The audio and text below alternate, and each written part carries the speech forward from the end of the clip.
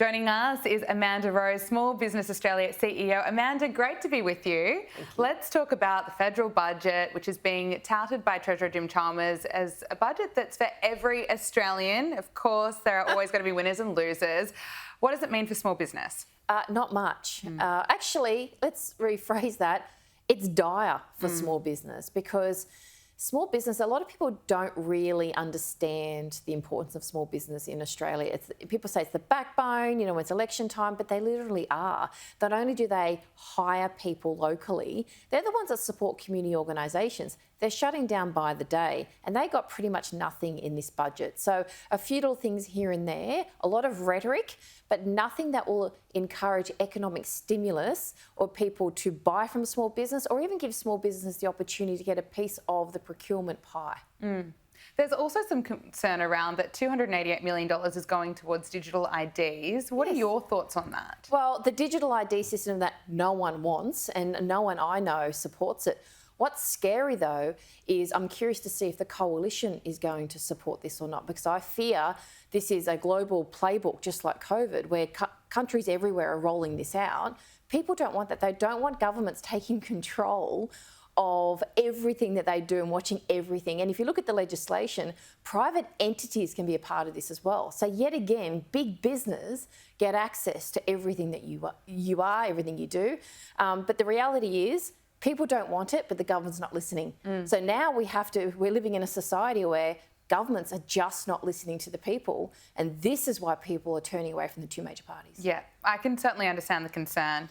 Let's talk about what's happening in America. US President Joe Biden has accepted Donald Trump's debate challenge and the pair are scheduled to participate in 2 televised presidential debates. These debates to be aired on CNN and ABC and are set for June and September. Here is Joe Biden. Donald Trump lost 2 debates to me in 2020. And since then, he hadn't shown up for debate. Now he's acting like he wants to debate me again. Well, make my day, pal. I'll even do it twice. So let's pick the dates, Donald. I hear you're free on Wednesdays. Interesting your point about the 2 parties, because we know RFK wants to debate both President Trump. That's right. That's right. Well, President they're both Joe Biden, former President Donald Trump. Yeah. What can we expect to see between this one, though, between Biden and Trump? This is going to be interesting because they haven't. Biden's team haven't said how it's going to do it. So I think they're panicking because they're obviously going to need earpieces and people to advise him. A whole lot of support. Absolutely, which is actually. He's quite vulnerable here. I think Trump will destroy him because, let's face it, he doesn't hold back. But is this a fair debate when RFK is not included? Because the 2 major parties hate each other publicly, but they work together when they want both to eliminate that third person or third party threat.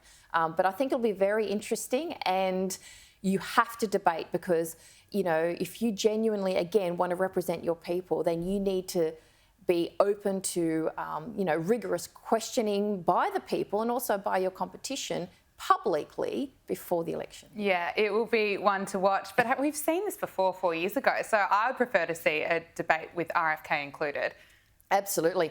I think I'd like to see one with all 3 because that would be quite juicy because the reality is, especially with the RFK-Trump fight that's going on, they've both got very good points against each other.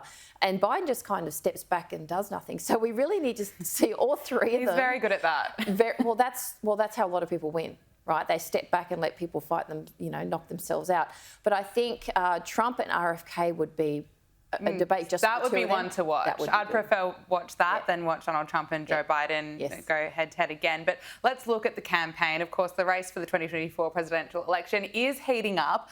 Let's look at Joe Biden and how his campaign fared this week. Here he is looking confused as usual, speaking at the 30th gala of the Asia Pacific American Institute for Congressional Studies. They want to undo what they finally got done. And then what we finally got done is to make up for it. They want to give power back to Big Pharma. And while Biden was struggling with the teleprompter, Kamala Harris was handing out confectionery on daytime chat shows. Oh, I brought you a gift. Oh, what you brought? Oh! Now, okay, so what is this? Those are White House M&Ms. Oh! you see the seal of the president and the name, Joe Biden's signature there. And these are White House M&Ms. I love White House M&Ms. Yeah. Okay. Amanda, is this helping their campaign? I tell you right now, it's not helping women. So he's standing on a lectern talking seriously, you know, or whatever he's saying. But the women, let's giggle on a talk show and shake some confectionery. I think it's quite insulting. Yeah. If she wants to represent the future of women in America, talk about serious issues. Talk about the vulnerabilities of women in your own country and how they're dying and can't feed their children. Talk about the key issues. Don't shake some confectionery and giggle about it and expect people to even listen or care. That is going to turn people off them. It's turning me off them. Oh, it's not hard. Yeah, absolutely.